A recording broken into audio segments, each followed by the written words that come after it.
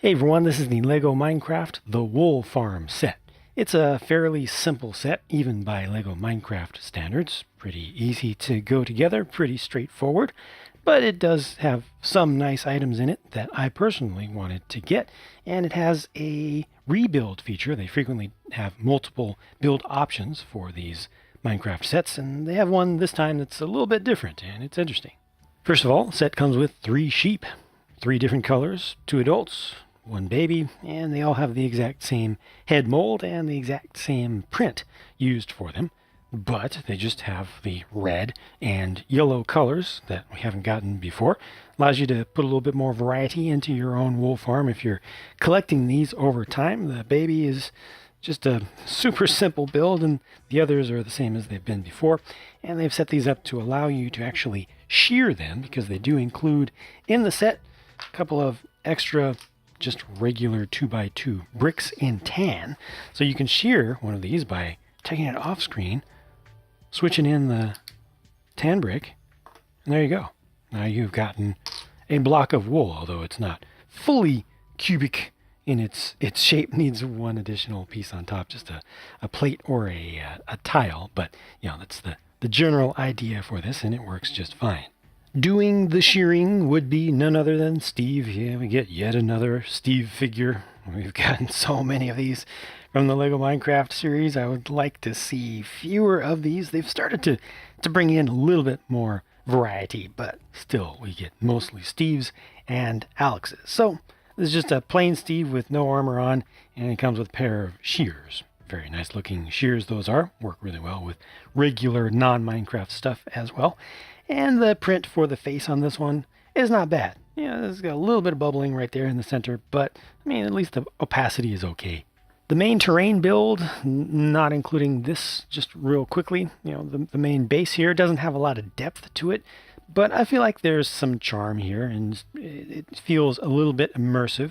There's a bit of flat, grassy terrain here with some different colors of flowers, some birch fencing along the back that's built right in between a couple of birch trees, one of which has been partially cut down. It's a very small birch tree here that's complete, but for such a small number of pieces, I feel like they captured the look of a birch tree pretty well with its shape and its important colors. You know, not everything in LEGO Minecraft is done fully accurately to scale. As a matter of fact, most things really aren't, and it just varies from place to place. Like if you look at the walkway there, you know, you've got that little walkway going between a little bit of agriculture and the other body of land with a strip of water going through it. What are those supposed to be? Well, I would assume that they're supposed to be probably like gravel platforms that were placed in the water, but obviously they aren't square. So I think that they're just using, you know, a little bit of creative liberty there. It gives you enough of an idea, and it works with the figures without using a lot of pieces and without making the entire thing, the entire build, larger than it needs to be. You know, you get a good amount of play value in there by doing that sometimes. And then you have this. I'm going to call this in-universe like a shrine or an idol to a great baby sheep deity or something. You know, it's got to be something more than, it doesn't have to be, but to me, I think it's going to be something more than just a simple player build. Like, I can imagine that, you know, the little Minecraft Steve is actually alive and he worships the baby sheep or something like this. But the way that this is built is actually using full-sized cubes. So everything is done in cube form with the height of a brick plus a jumper on top or something on top that will make every single piece of this into cubes. And ultimately, it's designed with jumpers on top of everything. This whole thing comes apart in large sections. It's not all individual cubes. You know, you've got some 1x3s here. As you go through this, you'll find some 1x2s, and there are also some 1x1s separately. Just the front part of it comes apart a little bit differently. Knock more of these off. This is a preformed little sub-assembly, but you know, there's more stuff inside of here, and all this stuff is block sized. Ultimately, the idea is to use these pieces to create other things, and they do have just a handful of additional ones. I'll just grab them from off screen. Being very messy about this deliberately, you also get these and these and these that weren't part of the original build. Let's see some of the other things that they suggest you make with all this mess. Well, there's one thing, a heart. That works. Totally makes sense given how many red blocks are included there, red wool blocks.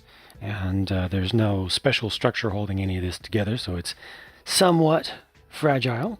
All right, let's check out the next thing. Ah, this is pretty cool. It's a shrine to the parrots.